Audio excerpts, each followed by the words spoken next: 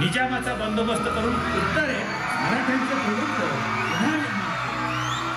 पानिपतच्या लढाईत झालेली हानी भरून काढता काढता मराठी सत्तेला वैभव प्राप्त करून देऊन परकीयांच्या बरोबरीने रघुनाथरावांच्या सारख्या सखियांना वठणीवर आणून राज्यात शिस्त आणि कार्यक्षम प्रशासन व्यवस्था निर्माण करणाऱ्या एका निष्कलंक पराक्रमी महानायकाची संघर्ष गाथा सादर करीत आहोत. महानाट्य मराठी दौलतीच्या उत्तरार्धातील एक सोनेरी कान. स्वामी स्वामी स्वामी सादर करते भारत भूषण विद्यालय मिरज.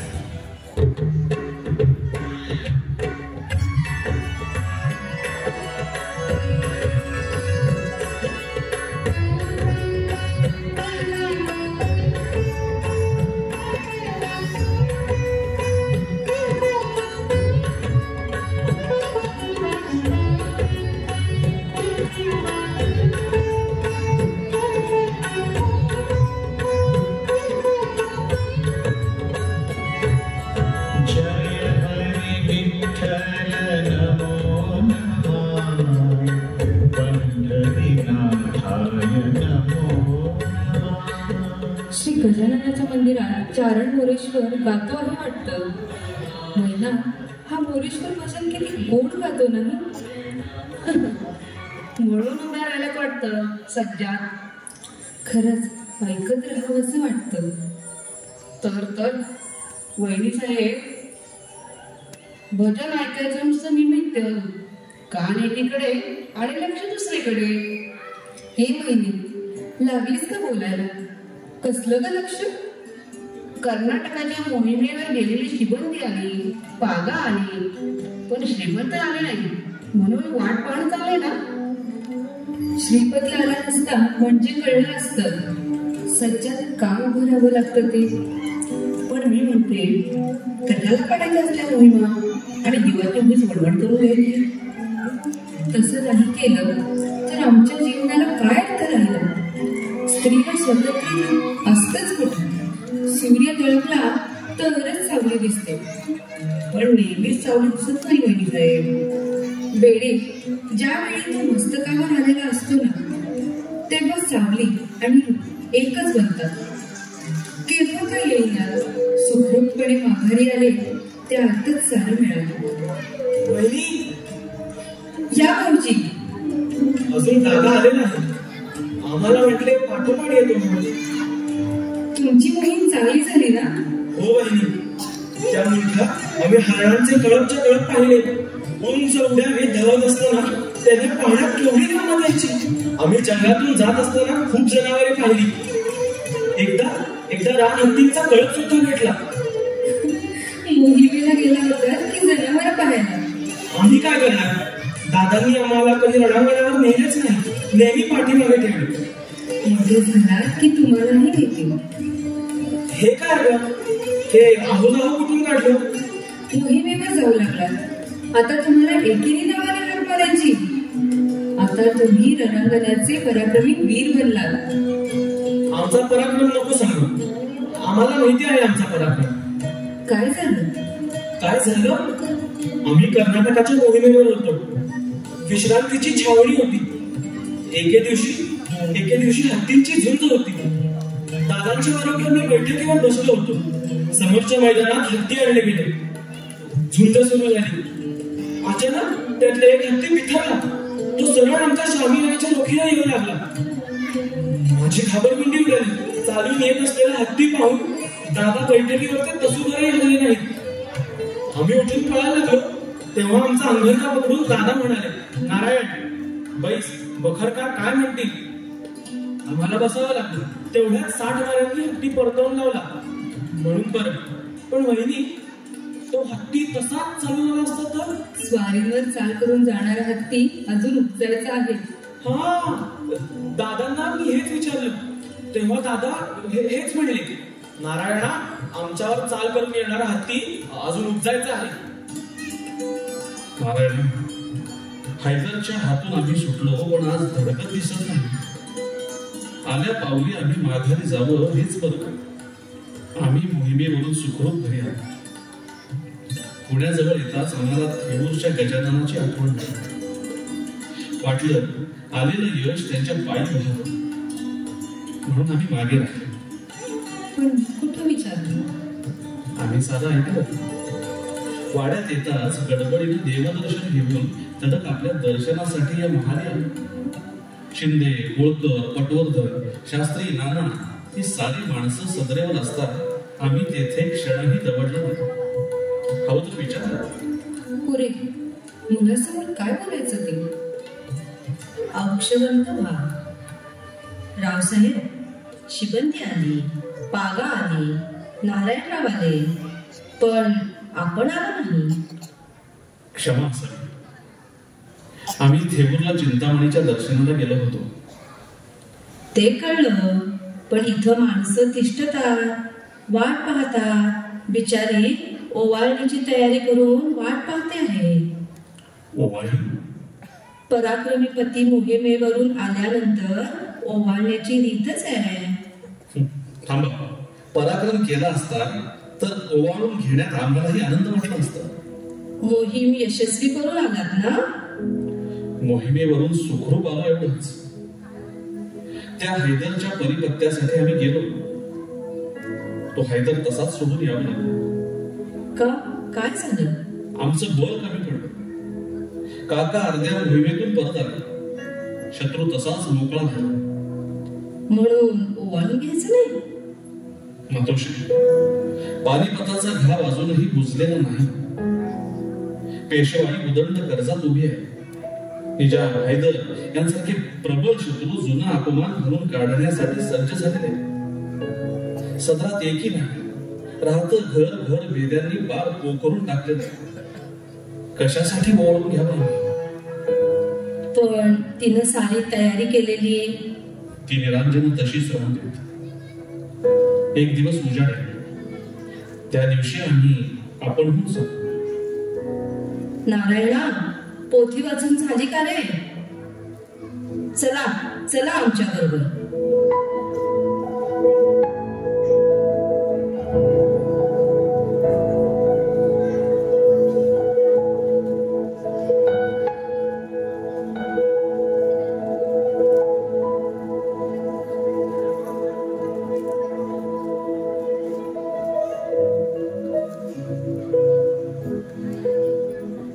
दादासाहेब महाराज येतात. श्रीमंत एकदाचे घरी आले तर आम्ही याच क्षणाची वाट पाहत होतो. आपल्या आशीर्वादानं मोहीम यशस्वी करून आलो आम्ही. तुमच्या कर्तेपणावर आमचा विश्वास नसता तर अर्ध्या मोहिमेतून आम्ही परत आलोच नसतो. काका, तुमची सोबत राहिली असती तर हैदरचा पुरा बिमोड करूनच आम्ही आलो असतो. तुमचा विश्वास पटवर्धन, तुम्हाला जवळचे शिंदे, होळकर आमची गरजच कुठे होती. तेव्हाच नाईलाजाने आम्हाला तुमची संगत सोडावी लागली. नाहीतर पाहायची होती या राघव भरारीची करामत. त्या हैदरला हा हा म्हणता समुद्राला भेटला असता. हा, अगदी खरं. ज्याची तलवार अटके पावेत तळपली त्याच्या शौर्याबद्दल कोण शंका घेईल? पण या गोष्टी जाणवायला पोच हवा ना. राजकारण करावं लागतं. गंगोबा तात्या, हेच ते. हाच पेशवाईचा कैफ चढलाय तुम्हाला. नुसत्या शिरपेचाला पेशवे होत नसतात. आम्ही आमचं वय आणि अधिकार कधी विसरलो नाही. आमच्या मनात नसता आपण निजामशाही तर केलं. तेच ते. आम्हाला निजामाबद्दल प्रेम का होतं? आम्ही तह केला नसता, काही विपरीत घडलं असतं तर त्या अपयशाचं खापर तुमच्या कुठलं नसतं. पण आम्ही तो तह पाळला ना. मोठे उपकार झाले. आता यापुढे आमचा त्रास होणार नाही. जिथं मान नाही तिथं हा राघव भरारी क्षणभरही राहत नाही. आम्ही आनंदवल्लीला जाणार तेच सांगायला आलो होतो. काका, अहो एवढाच रागा का? आमच्याकडून काही चुकलं का? चुकलं आमचंच. आमचा वाढदिवस होता. त्यासाठी आम्ही होमाची तयारी केली होती. जामदार खाण्यातून आम्ही सुवर्ण पात्र आणि दागिने मागवले होते. तर तुमच्या नानानं होमाला बंदी केली. ज्याची तलवार नुसती म्यानाबाहेर काढली तर लुटीची रास उभी राहते. त्या राघव भरारीला. हा राघव भरारीला होमाला बंदी. हसायला काय झालं? हे तुमच्या आज्ञेविना घडलं. आम्ही ते नाकारत नाही. प्रश्न मिटला. या वाड्यात म्हणे यापुढे होम हवने होणार नाही. काही नाचगाडी होणार आहे? तेही होणार नाही. कोणाला ते शौक असले तर ते बाहेर यापुढे होम हवने करायला गावात अनेक मंदिरे आहेत, तिथे ते करावे अशी आज्ञा आम्ही दिली. पहा गंगोबा, पहा कसं बोलतात ते. जिथं देवाची भीती राहिली नाही तिथं आमची काय किंमत? विपर्यास होतोय काका.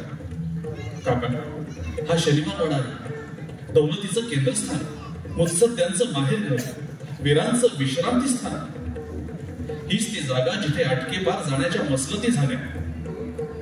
हीच ना ती वास्तू जिथे भाऊसाहेबांनी कुतुबशहाच्या रक्ताचा विडा उचलला.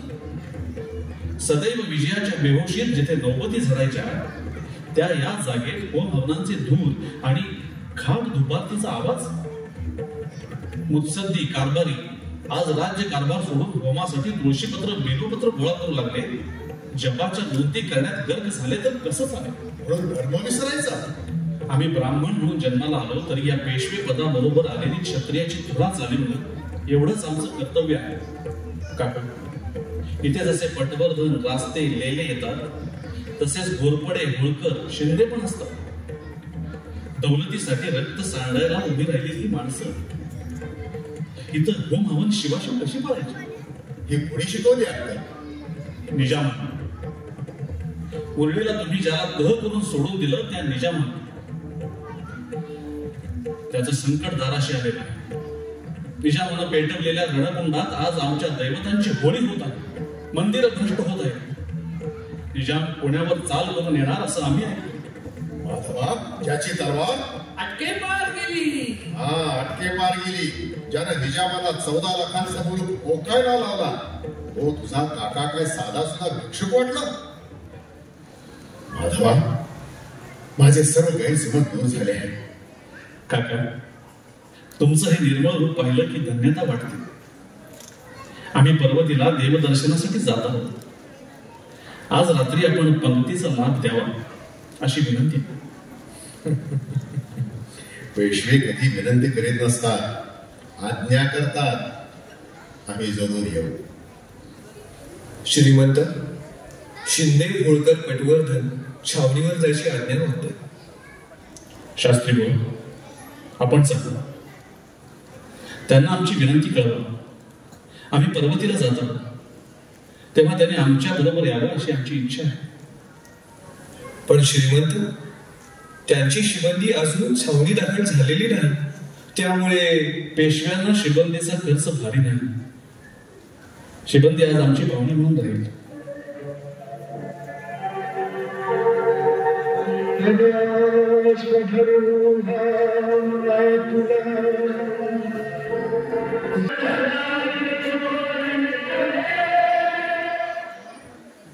पाहिलत ना बापू, काय झालं ते? काय आवेश, काय हुकुमत. पेशव्यांना सरळ करायला निघाले होते, तो हे चाले सुतासारखे सरळ होऊन. खरं ना? अहो वैदी साहेब, आम्हाला वाटलं होतं आज काही पेशव्यांची धडधड नाही. गैरसमज आमचाच झाला होता, दोष माधवाचा नव्हता. दोष माधवाचा नव्हता? हो हो, दोष आमचाच होता. तसं आम्ही म्हणत नाही, गैरसमज होतोय आपला. दादासाहेब, क्षमा असावी, पण मला तरी लक्षण काही बरी दिसत नाही. गंगोबा, उगीच राईचा पर्वत करू नका. जशी आज्ञा दादासाहेब. त्यासाठी आम्ही आलो होतो. आम्हाला निरोप मिळाला. आपण जरूर जा. आम्हाला रात्री मेजवानीला जायचं आहे. तुम्हालाही निमंत्रण आहे. श्रीमंतांचं आणि आपलं नातं आहे. रक्ताचे गैरसमज केव्हा ना केव्हा दूर होतील, पण त्यामध्ये आमच्यावर वक्र दृष्टी झाली तर? बापू, तुमच्यासारख्या मुरब्बी माणसानं त्या पोरवयाच्या माधवाची भीती बाळगावी? आश्चर्य. श्रीमंतांचं बालवय असेल, पण बालबुद्धी निश्चितच नाही. राजकारणातले सारे निर्णय श्रीमंत आता करू लागले आहेत, जाणतेपणाने. माधवाला पेशवाईची वस्त्र मिळाली तेव्हाच त्यानं राजकारणात पडू नये म्हणून आम्ही त्याला दप्तरी गुंतवला होता. तो तसाच गुंतून राहिला असता तर तीच मोठी चूक केली. बापू, माधव तसा नाही. दादासाहेब स्पष्ट बोलल्याशिवाय राहत नाही. वाघाची पावलं झडप घालीपर्यंत सावजाला कळत नसतात. दादासाहेब, आपण आहात भोळे, पण हे केस काळ्याचे पांढरे या राजकारणातच आले. आज श्रीमंतांनी होळकर, शिंदे, पटवर्धन या सर्व सरदारांना वाड्यावर ठेवून घेतलंय. मोठा बेत आखलाय हे खरं. मनात आहे तरी काय तुमच्या?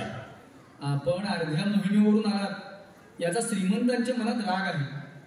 तो त्यांनी बोलूनही दाखवला. आणि त्यांना वाचवण्यासाठी दादासाहेब आपण निजामाशी तह केला, पण तेच त्यांना खपलेले दिसत नाही. दादासाहेब, राकेटला इंधन मोठा दाहक असतो म्हटलं. काय बोलता रंगोबा? नाही दादासाहेब, मी स्पष्ट विचारतो. मेजवानीचा बेत आखला, ठीक आहे आखला, तर शिबंदी कशासाठी लागते हो? शिबंदी? कसली शिबंदी? दादासाहेब, श्रीमंतांनी नुसते सरदारच ठेवून घेतले नाही. पटवर्धन, होळकर, शिंदे यांची शिबंदी आज वाड्याभोवती उभी आहे. प्रकृती बरी नसतानाही श्रीमंत पर्वतीला जातात.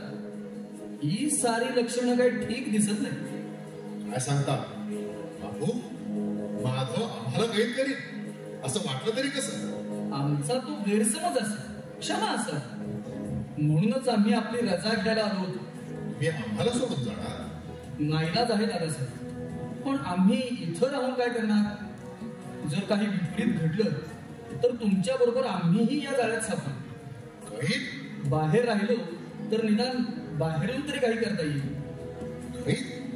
आणि आम्हाला हा राघव भरारी असल्या पिंजऱ्यात सापडण्यासाठी जन्मात आलेला नाही. बापू चला, आम्ही तुमच्याबरोबर येऊ. या वाड्यात आम्ही क्षणभरही पाणी प्यायला थांबणार नाही. जे व्हायचंय ते सावधगिरीनं व्हावं, जपावं. चिंता करू नका, या माधवाला जरूर पश्चाताप होईल. आम्ही माघारी येऊ ते श्रीमंत पेशवे दख्खन ए दौलत म्हणूनच.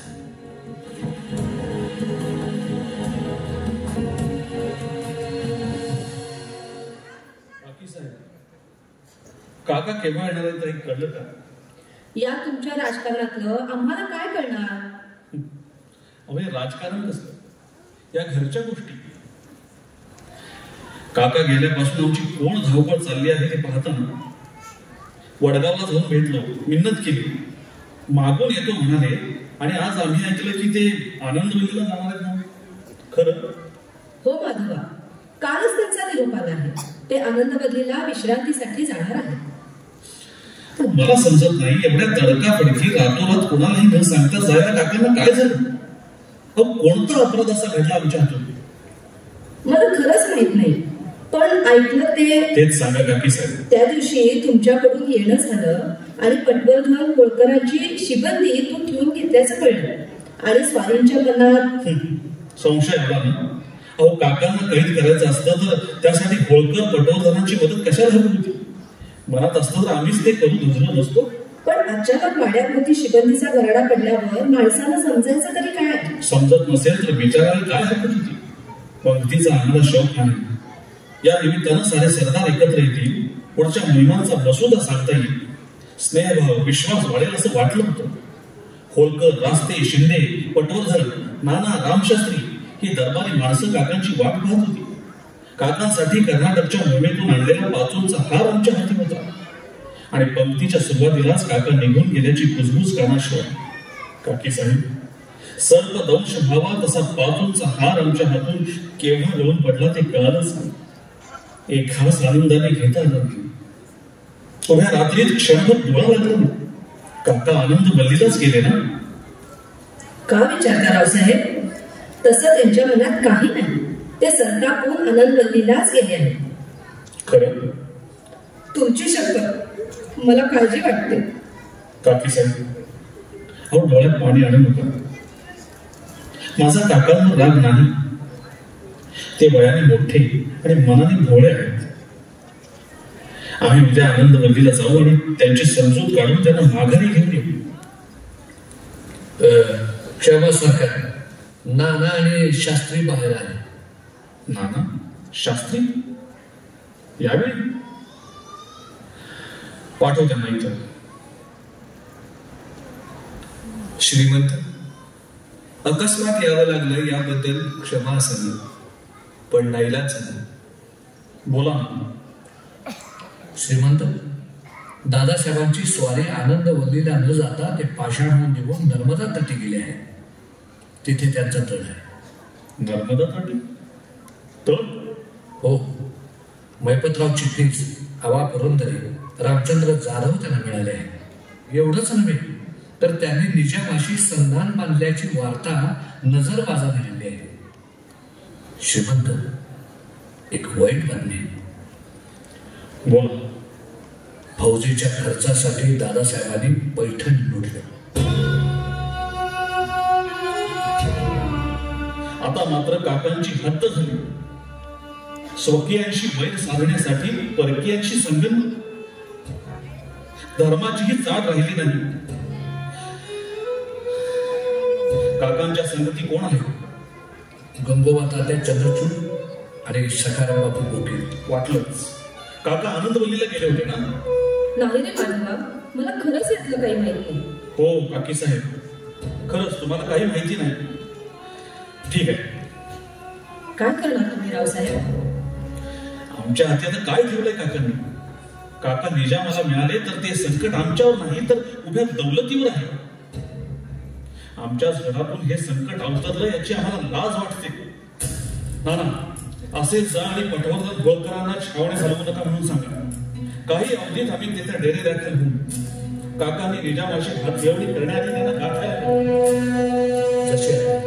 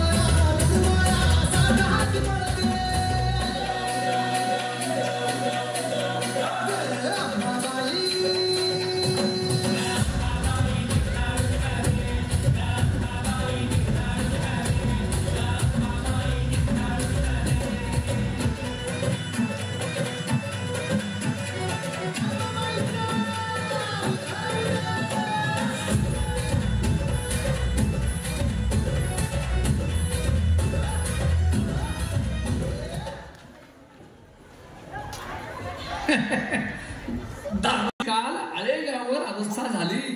दोन्ही बाजूनी जेव्हा आपली फौज कोसळली तेव्हा खांड उडाली, खांड. मग जमला बेत म्हणा. काय बापू? जमला हे निर्विवाद. पहिल्या लढाईतच त्यांनी मार खाल्ला आळेगावला. आपल्या आश्वासनावर तहाची खात्री बाळगून श्रीमंतांची छावणी अगदी गाफील असता या गंगोबांच्या सल्ल्यानुसार आपण परत हल्ला केला. त्यात श्रीमंतांच्या फौजीची पूर्ती धुळदार उडाली यात मात्र संशय नाही. राजकारणात साधलेल्या प्रसंगाने यश येतं. तिथं दिलेल्या आश्वासनाला चिकटून चालत नाही. अगदी बरोबर बोलला दादासाहेब. जे विजय धर्ममार्गाने मिळत नसतील ते अश्वत्थामाच्या मार्गाने मिळवावे लागतात. तात्या, आज सायंकाळपर्यंत वाट पाहू, नाहीतर शेवटचा मार्ग आहेच. बोला पुरंदरे, काय खबर? दादासाहेब, श्रीमंतांनी पराभव मान्य केला आहे. त्यासाठी ते आपल्याकडे येणार आहेत. बरोबर केवढी फौज आहे? श्रीमंत फक्त एका रक्षकासह येताना दिसत आहेत. एकटा? जी. बापू हा एकटा येईल असं वाटलं नव्हतं. त्याच्या माघारी हवं ते बोलता येतं, पण समोर आला की. दादासाहेब कृपावंत आहेत. भावनेच्या आहारी न जाता उद्दिष्टावरचे लक्ष ढळून द्यावं. काय ठरवायचं ते तुम्हीच ठरवा. तुम्ही आणि तात्या ठरवा. दादासाहेब, हे असं दृश्य पुन्हा पाहायला मिळणार नाही.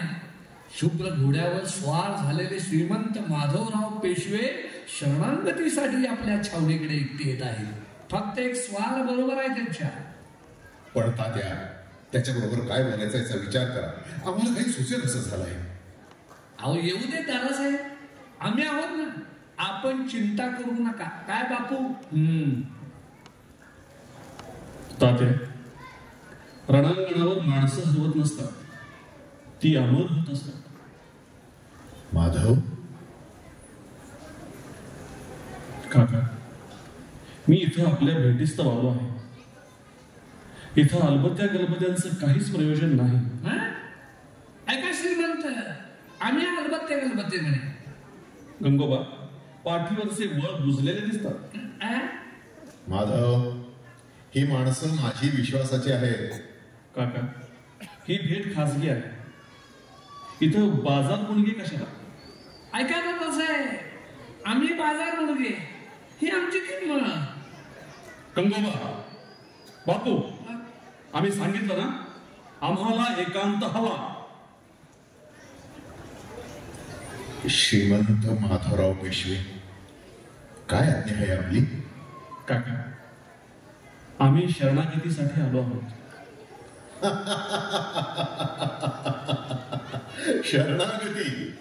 आणि आपण आमचा बंदोबस्त करण्यासाठी खड्या फौजेंशी निघालेले पेशवे आमच्या समोर शरणागतीसाठी येतात? आश्चर्य. काका, पुरेकराही बोलली. जेव्हा तुम्ही आमच्या समोर लढाईला उभे ठाकला तेव्हाच नाती संपली. रणांगणावर आम्ही नातं जाणीत नसतो. काका, तुम्ही पुण्याहून निघून आला नसता तर हे घडलं नसतं. बरोबर आहे. कसं घडणार? आम्ही बंदिवासात पडलो असतो ना. काका, मी किती जरी जीव तोडून सांगितलं तरी आपल्याला पटायचं नाही.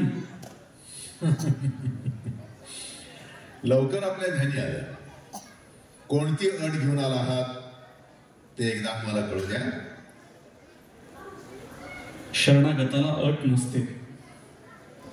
जी आज्ञा होईल तिचं पालन करणं यापेक्षा जास्त काही नाही. काय म्हणतात? हे माधवराव म्हणतात? आश्चर्य. आम्हाला खरं नाही वाटत. काका, मी आपल्याला हे कसं पटवू? हा पेशव्यांचा शिरपीच. उत्तरेच्या सरदा छत्रपतींच्या पायाशी ठेवल्या तेव्हा छत्रपती शाहू महाराजांनी हा शिरपेच स्वहस्ते थोरल्या रावसाहेबांच्या पगडीवर चढवला होता. हाच तो शिरपेच जो निजामाच्या पारिपत्याच्या वेळी झळकत होता. तो हा पेशव्यांचा पराक्रमी शिरपेच आज त्याचा अपमान होऊ नये म्हणून इथं ठेवला आहे. नाहीतर तो तुमच्या पायाशी ठेवला असता. आणि हे आपले जोडे उराशी कवटाळले आहेत. आता वाचवा किंवा मारा. माधवा, अरे काय करतोस हे? टाक ते जोडे. शरणागत झालास म्हणून जोडे घेण्याची काहीच आवश्यकता नाही. टाक ते जोडे. अहो, त्यात कसली लाज? तुम्ही काका, तीर्थरूपात आणि तुमच्यात मला कधीच भेद वाटला नाही. वडिलांचे जोडे मोराशी कवटाळले किंवा शिरावर घेतले तरी त्यात लाज कसली? काका, या चरणी फक्त एकच विनंती आहे. कसली विनंती? तो शिरपेच तिथं आहे. त्याची मनास येईल ती व्यवस्था करा. पेशवे बनून पेशवाईचं राज्य करा. मला हवी ती शिक्षा द्या, पण आपसातील भांडणांसाठी निजामासारखा पिढीजात शत्रू घरात आणू नका. मराठी दौलत बुडवायला तुम्ही कारणीभूत होऊ नका. तेवढी एकच प्रार्थना करण्यासाठी आज आपले जोडे हाती घेऊन मी उभा आहे. माधवराव पेशवे प्रार्थना करत आहेत निजामाची संगत सोडावी म्हणून. कोण आहे रे तिकडे? बापून आणि तात्यांना आत पाठव. आम्ही बाहेरच उभे आहोत. टाका ते जोडे खाली. पहा तात्या, श्रीमंत माधवराव पेशव्यांचं रूप उघड्या डोळ्याने पहा. पेशवाईचा शिरपेच आमच्या पायाशी ठेवला आहे आणि या क्षणी आमचे जोडे यांच्या छातीवर आहेत. राघव भलाने म्हणतात आम्हाला. डोळे आणि कान तृप्त झाले. श्रीमंत, आम्ही कधी कुणाचे जोडे असे उराशी कवटाळले नाही. ही उद्धट जबान अशी चालू ठेवली तर तेच करावं लागेल गंगोबा. रावसाहेब, आपण शरणागत आहात. आमच्या माणसांचा केलेला उपवाद आम्ही सहन करणार नाही. तुम्ही या क्षणापासून आमचे कैदी आहात. गंगोबा, पारगाव गाठताच यांच्यावर 1000 गांध्यांचा पहारा बसवा. मोठे मानकरी आहेत, मानानं राहायला हवं, समजलं? जशी आज्ञा. तात्या, बापू बोलत का नाही? म्हणे मुत्सद्दी, शहाणे, राजकारण घडवतात, पंक्तीचे मानकरी हे कसले शहाणे? तुमच्या नादाना कसला घोर प्रसंग ओढवून घेतला मी. दादासाहेब, निजाम असे फासे उलटवील याचा अंदाज कसा लागणार? निजाम बेईमान, केवढा विश्वास बाळगला होता. त्याच्या मैत्रीसाठी आळेगावावर आम्ही 60 लक्षांचा मुरुड आणि दौलताबादीचा किल्ला आनंदाने सुपूर्द केला. त्याच्या विश्वासावर ज्यांनी माधवाला साथ केली त्यांना फोडीत भिजेपर्यंत आलं, पटवर्धनांना पेटावून लावलं आणि संपूर्ण विजयाचे स्वप्न पाहत असता आम्हाला या बातम्या सांगतात. दादासाहेब, बातमी विश्वसनीय आहे. या क्षणी निजाम आणि नागपूरकर भोसले यांनी 60-40चा करार केलेला आहे. छत्रपतींसकट मराठी राज्य बुडवून त्याची वाटणी करून घेण्याचं ठरलं आहे. पुष्कळ ठरवतील, पण अजून हा राघव भरारी उभा आहे म्हणावं. या राघव भरारीची तलवार, या राघव भरारीची तलवार जोवर ज्ञानाबाहेर पडत नाही तोवरच या गर्जनांना अर्थ आहे. खरं ना तात्या? अगदी बरोबर आहे दादासाहेब. एवढं सोपं नाही ते. निजामाची 45,000ची फौज, भोसल्यांची 30,000 फौज, शिवाय 150 तोफा आणि 10,000 गार्दी घेऊन निजाम या भटकेल्या भोसल्यांसह भिवरेच्या काठावर येऊन दाखल आहे. वा, सुरेख, छान. गंगोबा, बापू, आम्हाला तुमचे तपशील नको, आम्हाला सल्ला हवा. काय करावं आम्ही? निजाम म्हणेल तो तरू, तेवढा एकच उपाय आहे. आणि त्यानं मराठी दौलत मागितली तर देण्याखेरीज गत्यंतर नाही. मराठी दौलतीची वाटणी आमच्यामुळं नाही. बापू, तात्या, याला आम्ही जबाबदार नाही. तुम्ही दोघे याला जबाबदार आहात. तुम्ही. आम्ही? हो, तुम्ही. तुमच्या बदसल्ल्यानं आम्ही या फासात अडकलो. माधवाला कैद केलं आहे. हे साऱ्या जगाला ठाऊक झालं आहे. निजाम भोसल्याने मराठी दौलत बुडवली तर त्याचा दोष कोणीही माधवाला देणार नाही. त्या साऱ्या अपयशाचा एकच धनी राहील, तो म्हणजे हा दुर्दैवी राघव भरारी.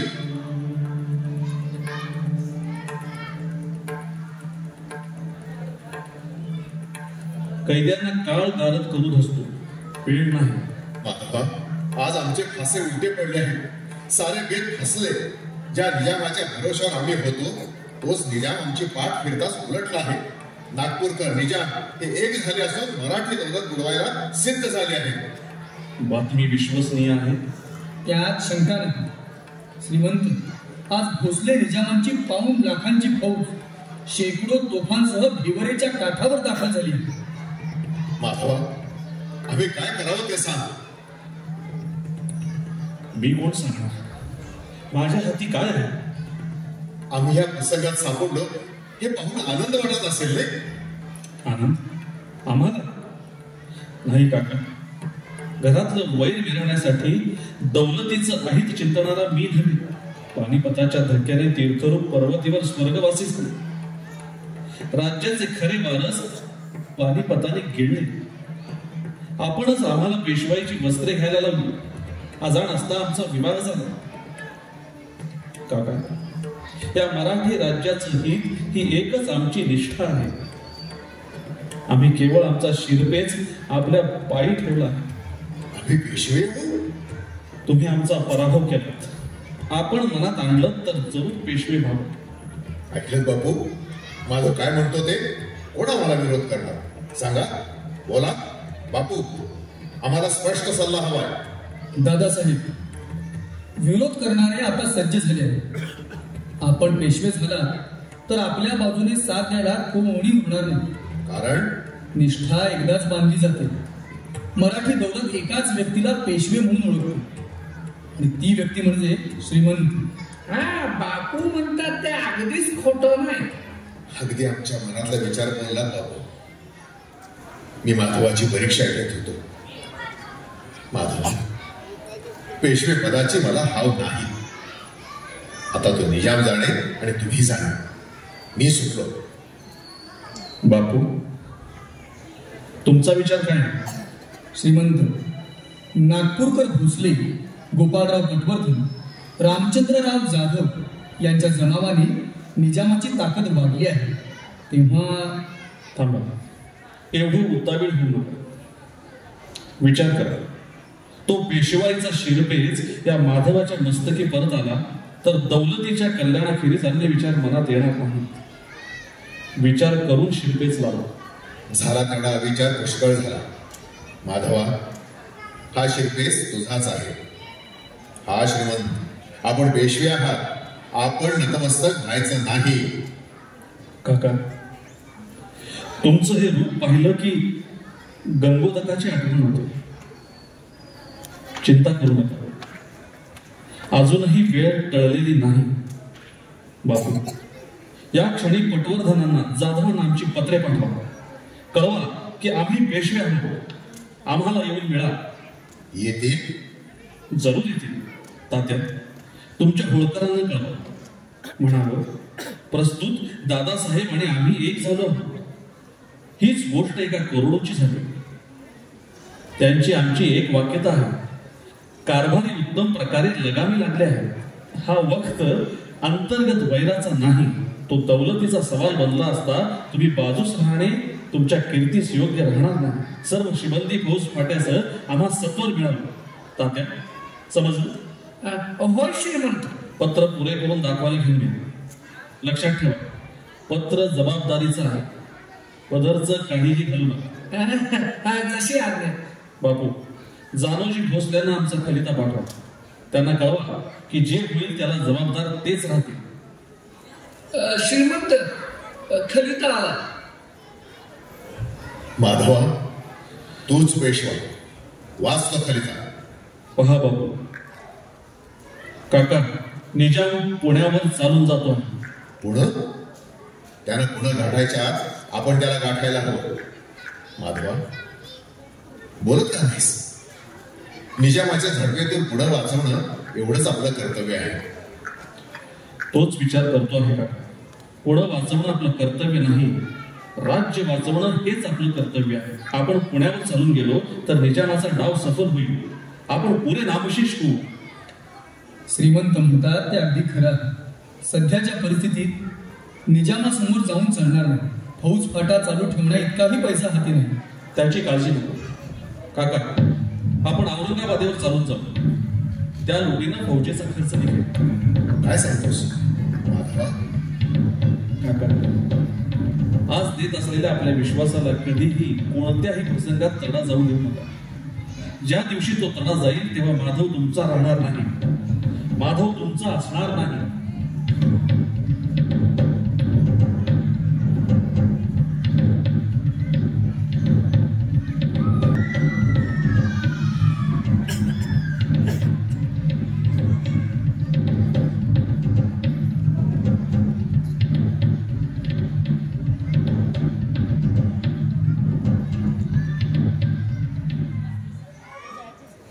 आई साहेब येत असलेल्याची वर्दी आली. आई साहेब आमच्या महाली पाहिलं साहेब, आमच्या नशिबी हा सारीपाठ नाही. आपण आज्ञा केली असती तर आम्ही महाले आलो असतो. आज्ञा? आणि आपल्याला पेशव्यांना आज्ञा कोण करणार बाबा? काही प्रमाद घातला का मामा? सर्व क्षेम आहे ना? हो, म्हटलं तर सारा क्षेमच. काय घडलं मामा? काय घडलं? घडवणारे आपण आणि आम्हाला विचारता?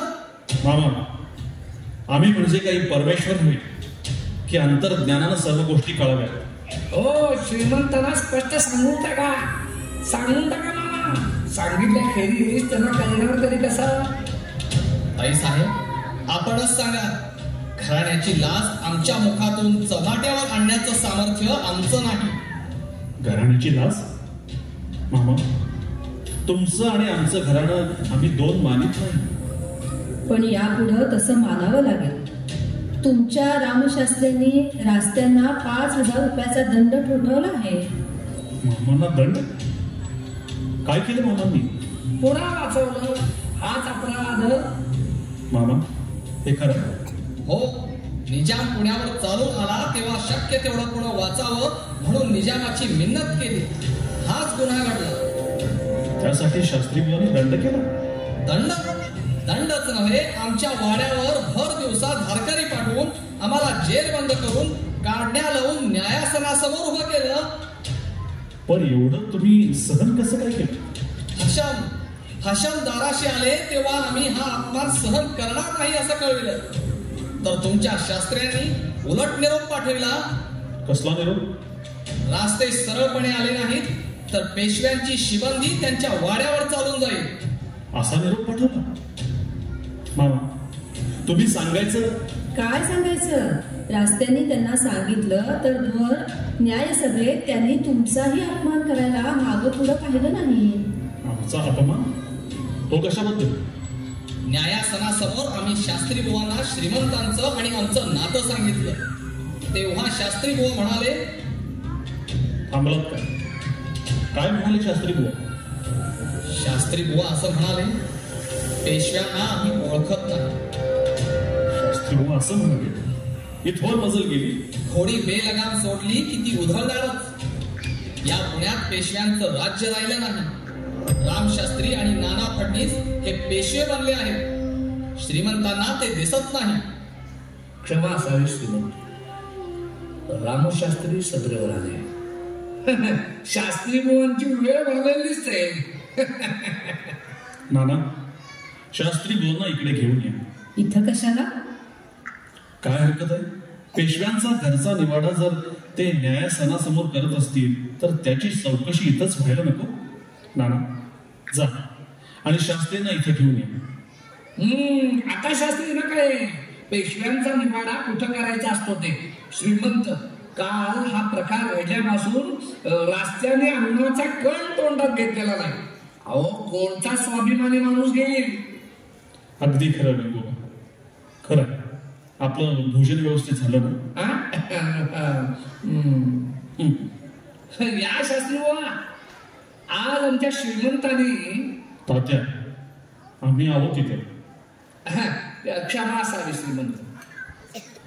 शास्त्री बुवा. आज्ञा श्रीमंत. आमच्या मामांना आपण दंड केला म्हणून मल्हारराव रास्ते यांनी शत्रूशी संगनमत करून प्रजेला नागविलं म्हणून दंड झाला, हे खरे. आणि त्यांच्या विरुद्ध फिर्याद पण केली. निंबाळकर वाड्यातील विधवा जीवबाई निंबाळकर. विधवेची तक्रार? अहो, तिला कसली किंमत? तात्या, मराठी राज्यासाठी तिने आपला पती आणि 2 मुलं खर्ची घातली आहेत. हे विसरताय तुम्ही.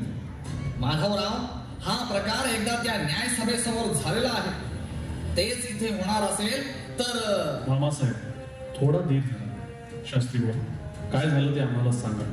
श्रीमंत, निजामाने जेव्हा पुण्यावर चाल गेली आणि पुणे लुटलं तेव्हा रास्ते निजामाच्या फौजेबरोबर पुण्यात फिरत होते.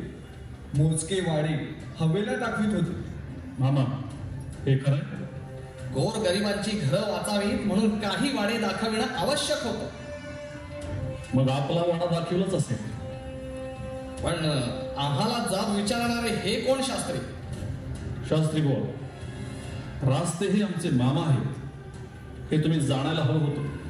श्रीमंत, हे रास्त्यांना समजायला हवं होतं.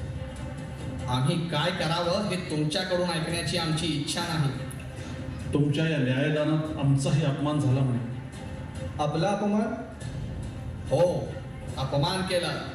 आता लपवता कशाला? बोला शास्त्री बुवा, मी होतो ना तिथं. आपण वेळी शुद्धीवर यावं म्हणून मामासाहेबांनी आपलं श्रीमंतांशी असलेलं नातं सुद्धा सांगितलं होतं. ते रास्त्यांनी केलं नसतं तर बरं झालं असतं. भर सभेत रास्त्यांनी आपलं नातं सांगून न्यायासनावर दडपण आणण्याचा प्रयत्न केला. मग आपण काय सांगितलं?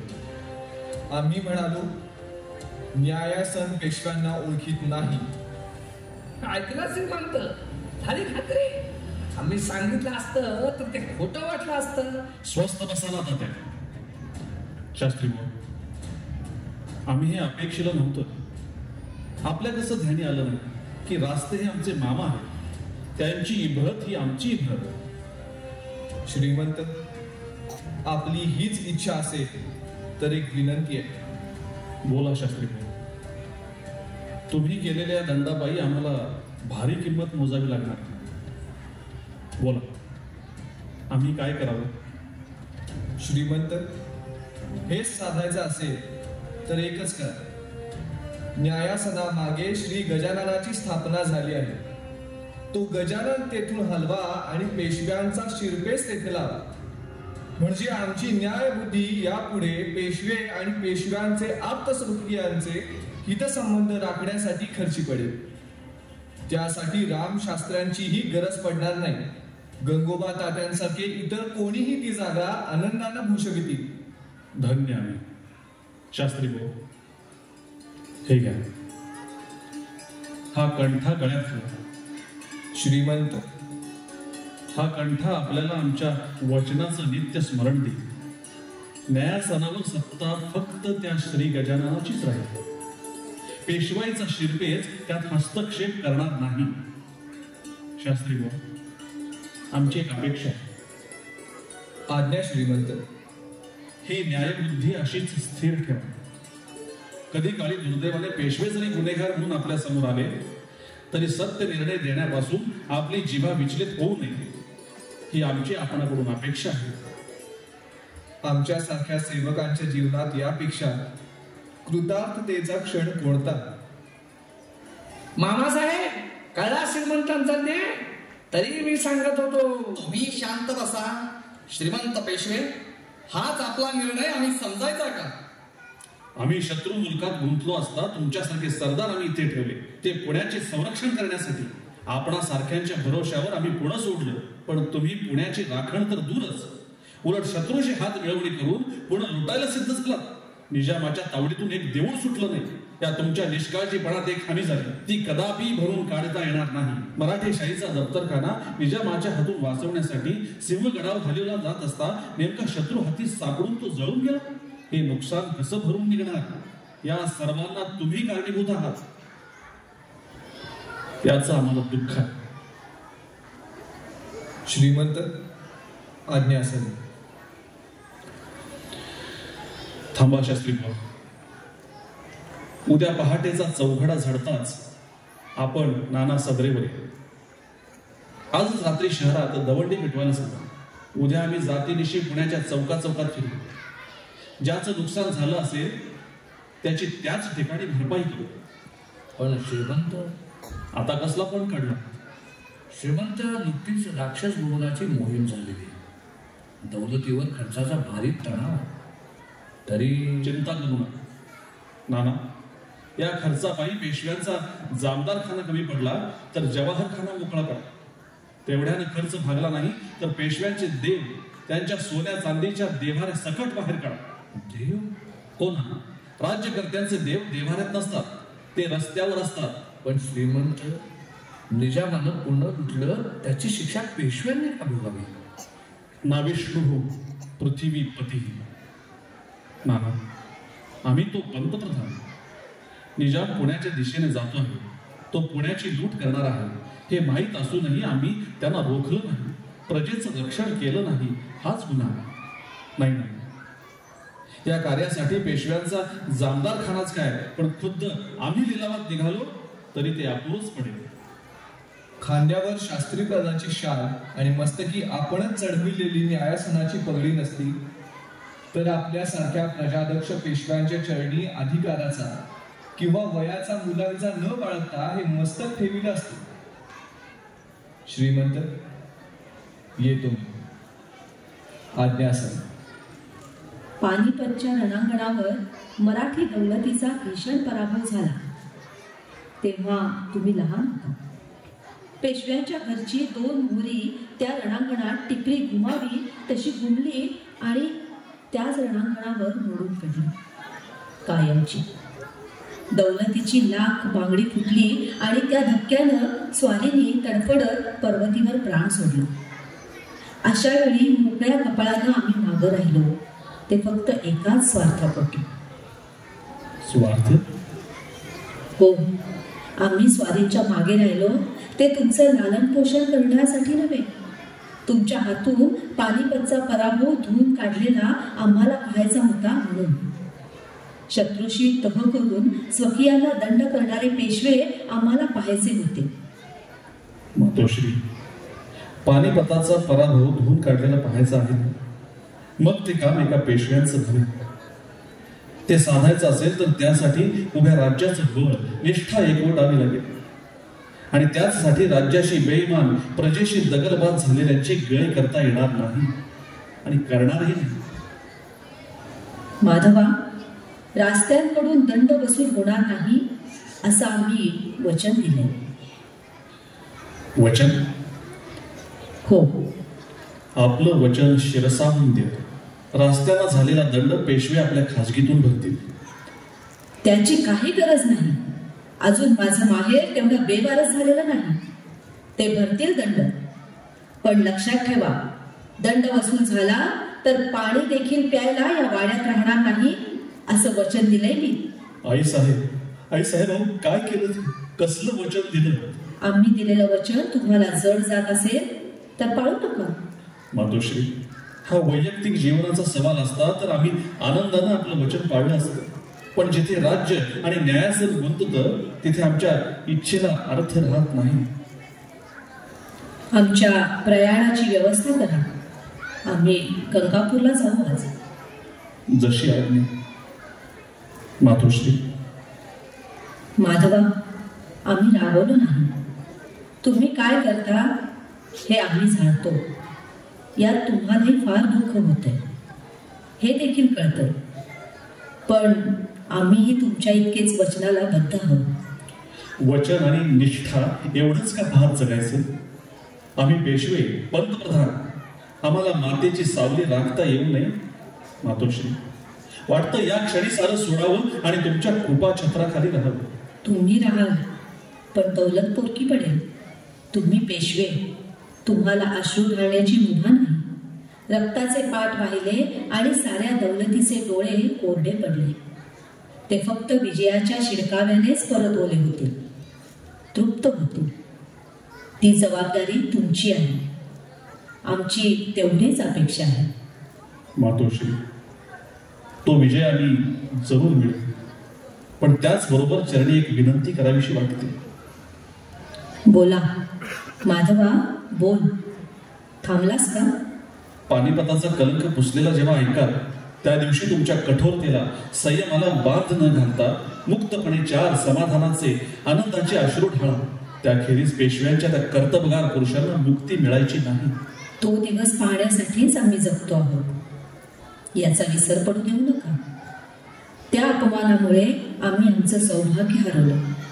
त्या पराजयाचा पुरा सूर उगवला जाईल तेव्हाच आमचे नेत्र तृप्त होतील, आनंदानं झरतील.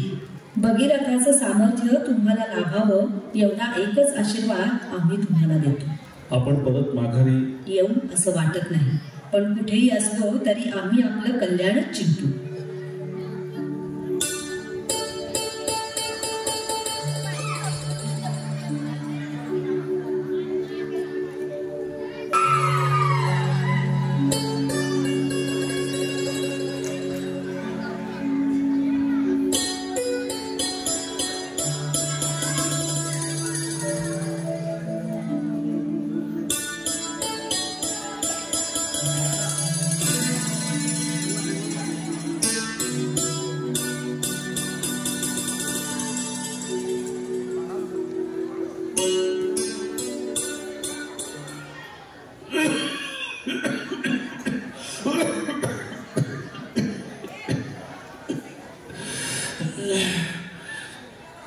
काही विशेष नाही, साधा ठसका लागला. त्याचंच वाईट वाटतं. सगळं कळत असूनही प्रकृतीची जाणून बुजून हेळसांड करून घ्यायची. वा, आम्ही हेळसांड करतो हे मात्र खोटं, साफ खोटं. आम्ही मुळीच कबूल करणार नाही. वैद्यांनी दिलेली औषधं मात्रा घेतोच ना, ते कधी चुकवलंय का? औषध घेता, पण पथ्याचं काय? पथ्य? आपण आज आमच्या बरोबर हवे होता. राज्यकर्त्यानं पथ्य पाळलं नाही तर काय होतं हे उघड्या डोळ्याने पाहता आलं असतं.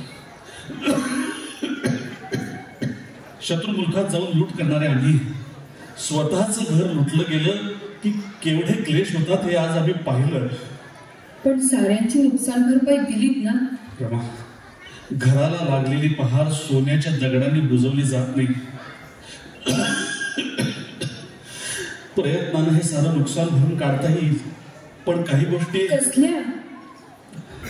प्रजेसाठी जामदारखाना लुटला गेला तरी त्याची आम्हाला खंत नाही, पण आज मातोश्रींच्या आशीर्वादाला मोकलो. ती उणीव कोणत्या दौलतखान्यानं भरून काढायची? सदरेवर शास्त्री नाना आमची वाट पाहतायत. आपली प्रकृती बरी नाही, जायला हवंच का? हो, जायलाच हवं. आमच्या प्रकृतीकडे तुमचं लक्ष आहेच. आमच्या पथ्याची तुम्ही काळजी करता, पण त्याही पेक्षा भयानक व्याधीने जर्जर झालेली ही दौलत, तिचं पथ्य पाणी कोणी पाहायचं? दक्षिणेत हैदर बळावतोय. निजामाची वक्रदृष्टी सदैव या राज्यावर आहे. आमचे सरदार स्वार्थापोटी राज्याला विसरू पाहत आहेत. राज्याचा स्वामी नजर केलेत आणि आम्ही पंतप्रधान उदंड कर्जात उभे आहोत. आणि आमचं घर जाती भेदानं घर भेदांनी पार पोखरून गेलं.